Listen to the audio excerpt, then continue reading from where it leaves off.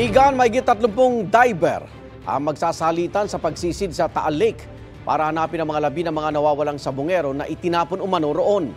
Kahapon may nakitang mga buto sa gilid ng Taal Lake at aalamin kung ang mga butong ito ay tao ba o hayop. May unang balita si Chino Gaston.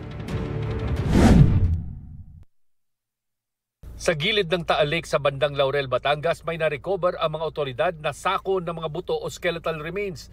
Ayon kay PNP Region 4A Director Brigadier General Jack Wangki, natagpuan ang mga buto sa lugar kung saan sinasabi umano ng whistleblower na si Judy Dondon Patidongan o alias Totoy na dinala ang mga pinatay na missing sabongero bago sila itapon sa Taal Lake.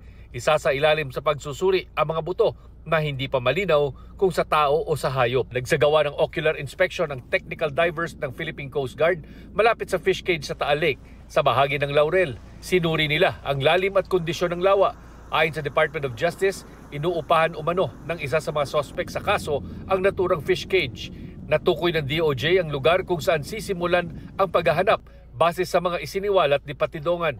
Nagkaroon ng surface search sa lugar ang mga diver pero wala pang nakitang indikasyon kung naroon nga ang hinahanap ng mga labi. Right now, nag-start na tayo ng initial survey. The operations already started and nag-ocular lang tayo and ina-assess natin yung other equipments that we'll be using.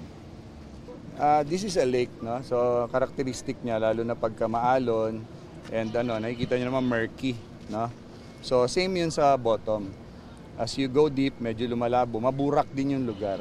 Mahigit 30 diver ang magsasalitan sa pagsisid sa lalim na 30 hanggang 50 meters at posibleng gumamit pa ng specialized diving equipment at gas mixtures para sa kanilang kaligtasan. Posibleng gamitin din ng sariling remotely operated vehicle ng PCG sa paghahanap kung kinakailangan. Humingi na rin ng tulong ang DOJ sa Philippine Air Force para madala oras na aprubahan ng Japanese government ang mga hinihiram na ROV. Kung gaano katagal gagawin ang paghahanap, sabi ng DOJ, well, until we have a good picture, we will not stop. Kasi pag kailangan ituloy talaga kailangan tapusin yung trabaho. We're here to make sure that there are no human remains or if ever there are, to find them. So until masasabi natin na talagang wala, or talagang meron, hindi tayo titigil. May mga nagsasabi po na meron pa po tayong maabutan. Importante raw na mahanap ang labi ng mga nawawalang sabongero pero pwede pa rin naman daw umusad ang mga kasong murder laban sa mga suspect sa pamamagitan ng ibang ebidensya. But this will definitely shift the attention now to a murder case if ever bodies are found and remains are found. So we do hope to see remains that will match the DNA of those missing cockfight enthusiasts. However, even if we do not find the bodies, what we have to prove is the fact of death. No? That is what is important in a murder case.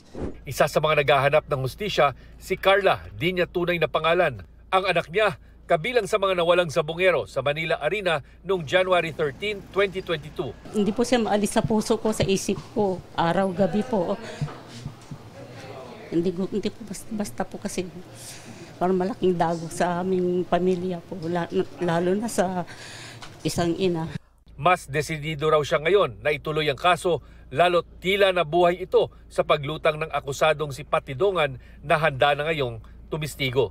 Kasama ni Carla ang iba pang kamag-anak ng mga missing sabongero sa pagpuntak sa PNP CIDG para muling humingi ng tulong sa investigasyon. One thing that the CIDG can assure the family, we will deliver justice for their families, family members. Kung hindi natin mabigyan ng hustisya yan, walang saysay yung pagiging pulis natin dito.